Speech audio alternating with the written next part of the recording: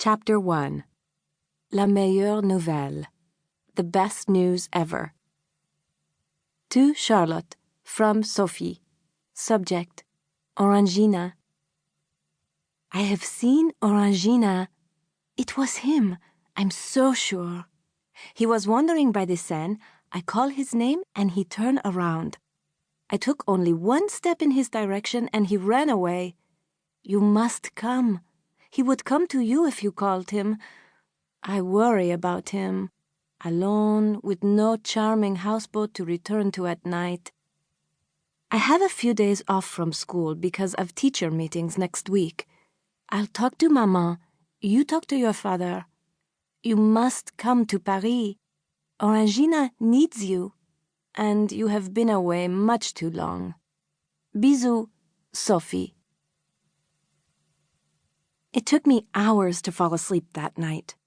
Too many visions of a sugar-plum Orangina were dancing in my head.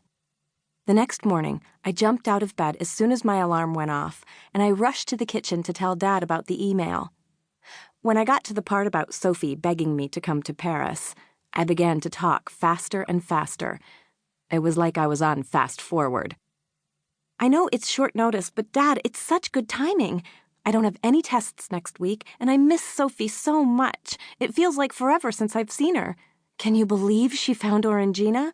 I looked online last night at flights, and they're actually really cheap right now, and we don't have school next Friday because it's a professional day, and I haven't missed a day of school yet this year, and...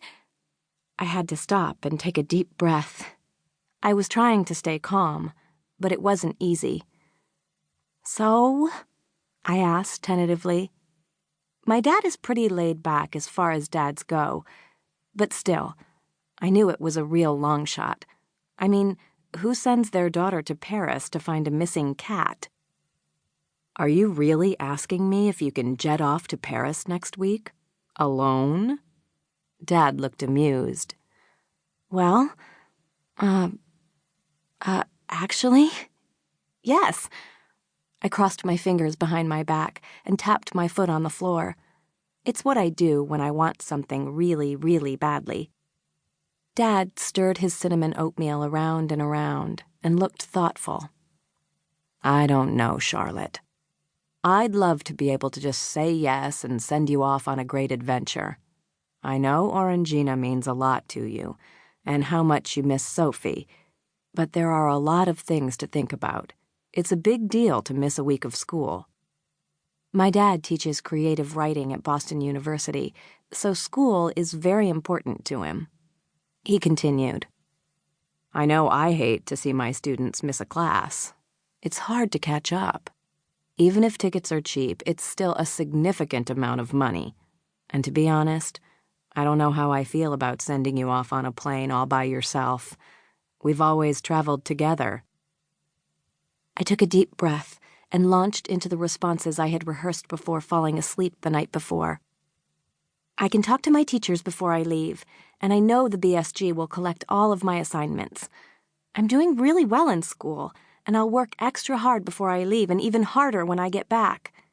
Besides, I still have some money saved from my birthday last year that I could put toward the ticket. And I know I've never traveled by myself before, but plenty of kids my age do it.